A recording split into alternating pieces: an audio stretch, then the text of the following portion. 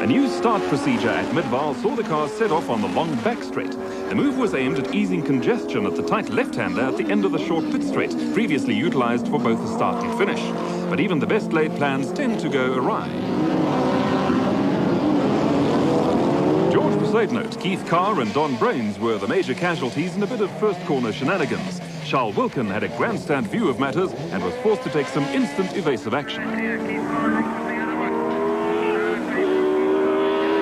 Anthony Taylor and Dave Repsold were totally unaffected by the mayhem behind them.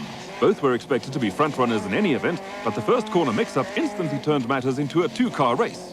Repsold in the Automark Toyota Sprinter was right on the heels of Taylor in the dealer team car as they worked their way through the twisty back section for the first time.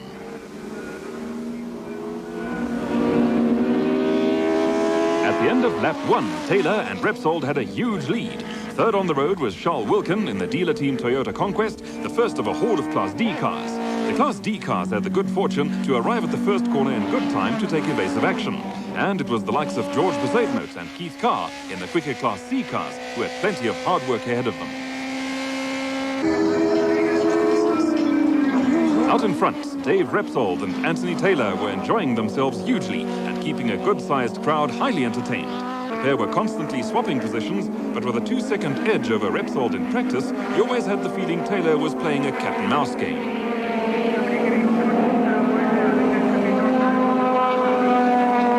While Taylor and Repsold happily went about their business, George Bezuidenhout and Keith Carr were rapidly working their way through the field. Bezuidenhout was quickly into third place in the new Nissan Sentra when he nipped past Charles Wilkin, who was totally in control of Class D.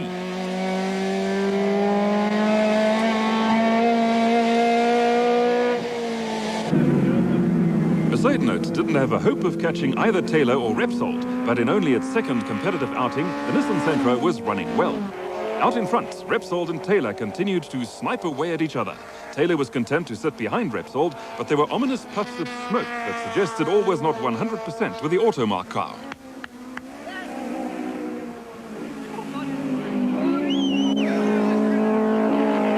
By mid-distance, the race had settled into a pattern. Repsold and Taylor were in a race of their own, with Taylor poised to pounce. Behind them, Bezuidenhout was in a safe third, with Wilkin fourth and leading Class D by a wide margin. The big question was whether Keith Carr, in the Volkswagen Golf running in Class C, could catch Wilkin. Carr was badly affected by the first corner shenanigans, but had steadily worked his way through the Class D back markers.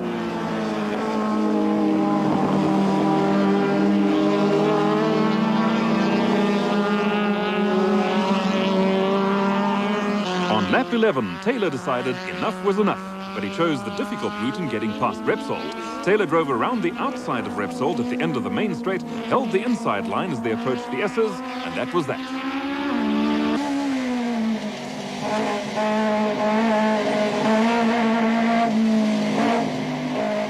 From that point on, Taylor was in command.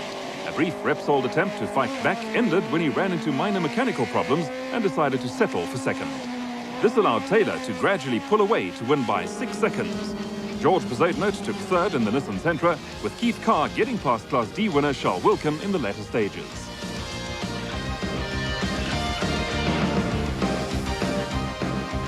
A tight championship position added spice to the build-up for the first Class A and B heat. Rothman's Audi driver Chris Aberdeen held a tenuous lead over teammate Terry Moss, with only 8 points separating the next 3 places. In Class B, Johan Coetzee had matters all his own way. We've still got 10 races left, and I think we've got to be cautious today. The Mazda and the Ford are going well. And I think if I can just get a finish today, stabilise, consolidate, get a finish, and because I'm battling a little. There were also some significant developments behind the scenes. I think you know about the drama that's been involved, been modified about the weights and the restrictors and all the rest of it. So yesterday, all the competitors, all the Class A competitors got together and we sort of changed the regulations to suit all the cars. And that's really where I got everything, some problem that we have at the moment. I'm running a bigger restrictor now and I've got less weight. So for a change, we're running quite close to the Audis. Chris Aberdeen put the Rothmans Audi on pole, fractions of a second ahead of Sarel van der Merwe in the Sasol Ford Telstar. 3 more Audis in third, fourth and fifth. As the lights turned to green, the charge of the heavy metal brigade got underway. An awful lot of horsepower was let loose as the field set off for the dash for the first corner. Overtaking is not easy at Midvaal for the big Wesbank cars, and there was plenty of traffic congestion as the drivers started to sort themselves out. The two Rothmans Audi drivers, Chris Aberdeen and Terry Moss, went immediately to the front, followed by Sarel van der Merwe, Willie Hepburn making a rare appearance in the big V8-powered Sabat Opel Record, Larry Wilford in the Sabat Audi, Ben Morgenrud in the Sasol Mazda, and Richard Sorensen in the Accord Sound Audi.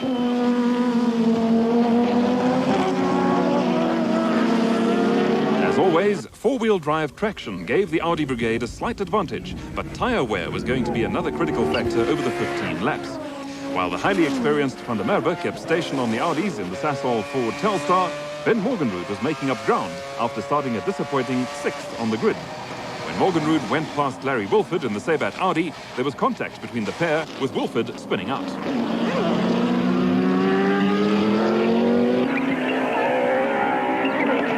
With Aberdeen leading Moss in the Class A championship, both Rothmans Audi drivers were conscious of the fact that they had to avoid punting each other off the circuit. The pair were being circumspect, but Class B leader Johan Coetzee had his hands full with a thundering Opel record of Johnny Eekhout.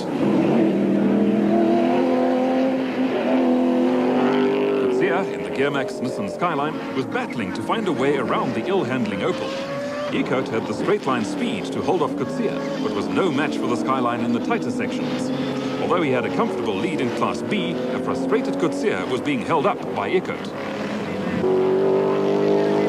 Events took a dramatic turn on lap 8, when Moss went for the lead at the end of the pit straight and sailed off the circuit. Aberdeen suddenly slowed to a walking pace, and race cam action from Morgenrud's Mazda picked up the action as van der Merwe and Morgenrud swept through into first and second.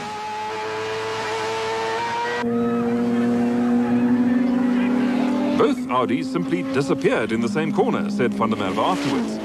Moss was quickly back on the track, with the Rothmans Audi carrying a little extra weight in the form of debris. For Aberdeen, it was the end of the road, with the second Audi out with a blown engine. Having rid himself of the attentions of Johnny Eekhout, it was one-way traffic in Class B for Johan Coetzee. He constantly pulled away from Gary Dunkley in the Sabat Porsche and Ray Wilford in the Sabat Skyline. Dunkley and Wilford were involved in a race-long battle, but were 20 seconds down on Coetzee. Race distance running out, Ben Morgenrud was under pressure from a charging Terry Moss and lost second place at the end of lap 12.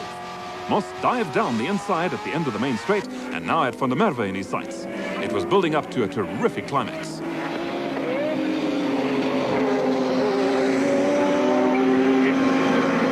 Class A cars in among the slower traffic, anything could happen. The three leading cars were closely bunched and van der Merwe was under pressure. Moss and Morgenrud are both aggressive drivers, not afraid to take a chance or two, but Supervan is vastly experienced and still hungry for victories.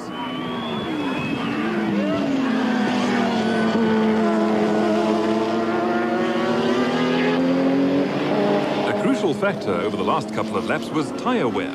Van der Merwe appeared to have conserved his tyres a little better than Moss and Morgenrud, who had to do some charging, and the Sasol Ford Telstar gradually edged away from the Rothmans Audi and the Sasol Mazda. Now it was Moss's turn to come under intense pressure from Morgenrud, who was making a last-ditch attempt for second. At the flag, it was van der Merwe, who was just under 3 seconds ahead of Moss, who just managed to hold off Morgenrud in the dash for the line. Teammate Aberdeen failing to finish, the result added up to a big gain for Moss in championship terms. And George Bezuidenhout, who second time around did not have to fight their way back through the Class D field.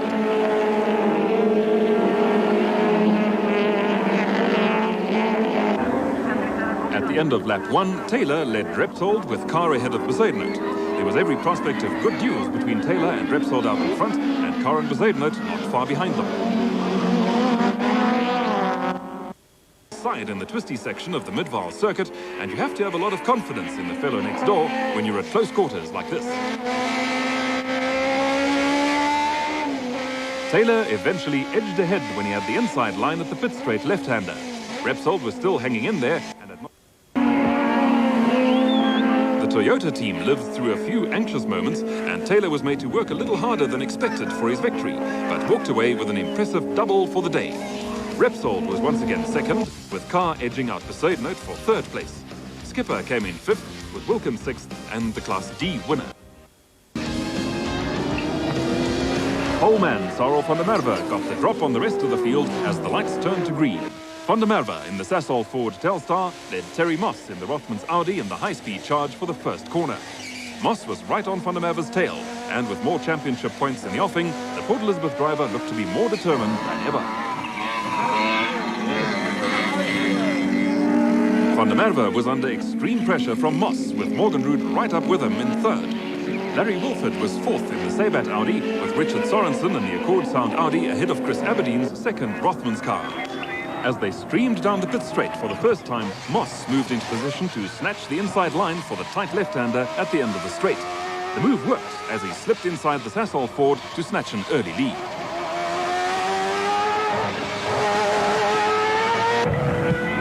As Moss led a high-speed train down the Midvaal main straight, there was more trouble looming for Sarel van der Merwe. He was now coming under threat from the Sasol Mazda of Ben Morgenrud. The race cam in Morgenrud's car leaves no doubt as to Morgenrud's intentions. He produced exactly the same maneuver as Moss a lap before him to also move ahead of the Sasol Ford Telstar, with Wilford, Aberdeen and Sorensen also in hot pursuit.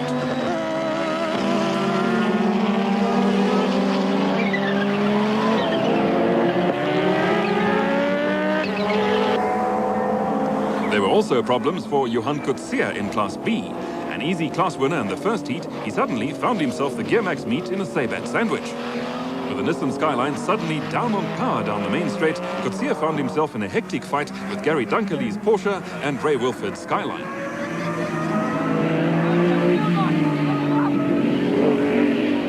Coetzee lost out to Dunkerley and Wilford down the main straight, but he made up ground in the tight sections. Coetzee pulled the same move as Moss and Morgenrud to finally get past Dunkerley, but the three-way battle was to rage throughout the race.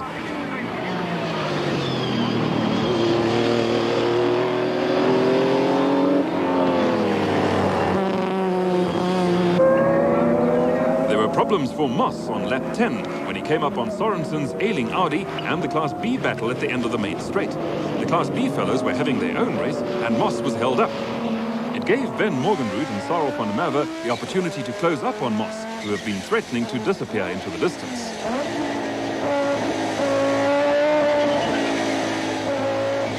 While Moss threaded his way through the Class B battle, Morgenrud and van der Merwe were back in business, and on the last lap, Morgenrud was climbing all over the Audi.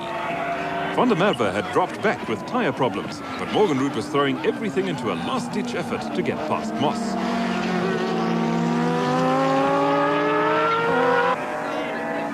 It was a grandstand finish that had the crowd on its feet, with less than 2 seconds separating Moss, Morgenrud and van der Merwe.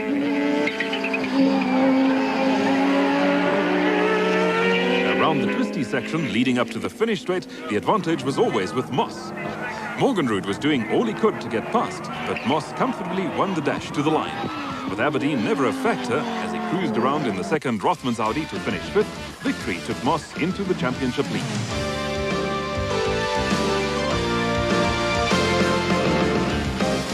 Ben was closing on me, I think second a lap or something, and I was trying everything, and I just kept seeing the front of his nose with his Mazda. It was sort of